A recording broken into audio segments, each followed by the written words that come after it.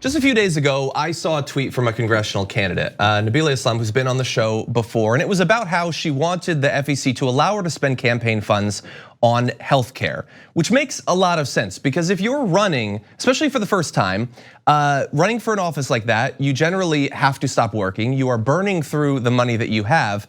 And for people like you need to have health insurance. These sorts of costs aren't often factored in when we think about the reality of running for political office. This could be a major, major change in the right direction. And so I am very excited now to welcome to the show once again, Nabilah Islam, running for Georgia's 7th District. Thanks for having me back. I'm super excited. Glad to have you back on the show. So tell me about this request. Yes, so for the first time in history, I'm asking the FEC to allow candidates like me to be able to use campaign funds in order to pay for health insurance. Right now, as you mentioned, working class candidates, I'm running full time, burning through my savings, and I can't afford health insurance. And I believe that candidates, while on the trail, should have health care. So look, I'm curious about how important this could be for making Congress more representative of the American people. As the Washington Post noted, 3% of the US population are millionaires, 40% of Congress are millionaires. Do you think that this sort of thing, which is just, it's not even talked about, is one of the reasons that you end up with effectively a ruling class of like economic elites? Absolutely. The system wasn't designed for candidates like me.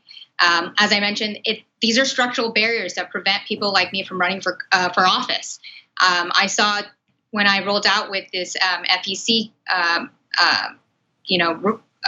request project is that Tiffany Caban actually reached out and said that she almost didn't run for office because between her health insurance and student loans, it was too cost prohibitive to run for office in the first place. And so if the FEC rules in our favor, this would open the floodgates for many people like candidates like me to run for office, working class candidates, women of color, so we can have a reflective Congress that looks like America today.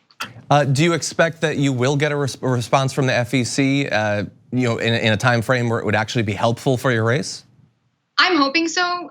Right now they don't have quorum, and I'm hoping that they reach quorum immediately. It's critical that they do so that they can address cases like mine. Candidates like me should have health care while they run for office. And so I'm hoping that we have a speedy response.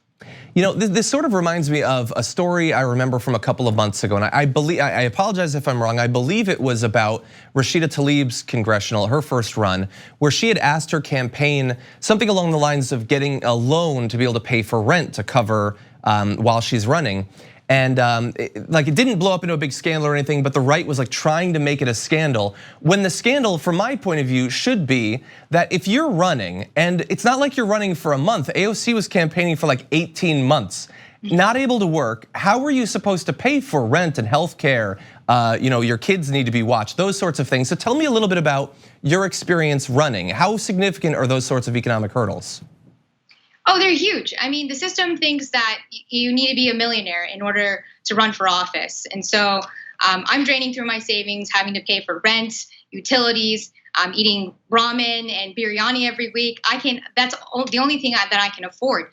Working class candidates, it's really hard to run for office because it is cost prohibitive.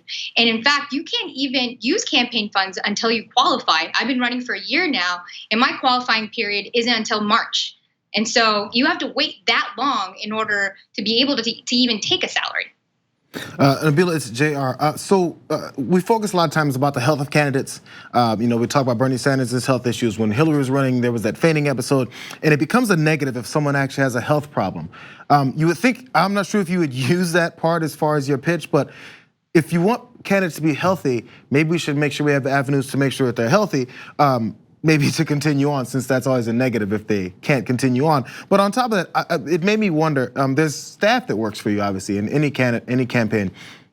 Is there an avenue you could see where it could also provide some level of healthcare for the staff as well? Because they're working hard to get this done too. And if nothing else, you're only as good as how much support you have to get it done. Is there an opening for that as well that you're planning? Well, right now, my staff receives a stipend for healthcare, and that is legal by law. But I cannot receive a stipend for healthcare.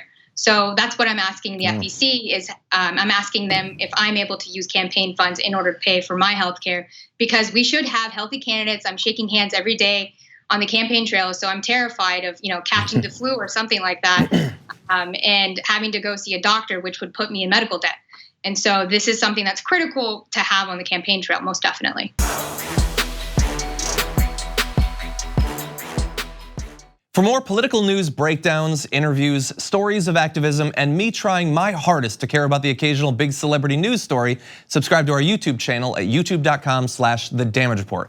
And you can ring the bell wherever it is so you don't miss anything.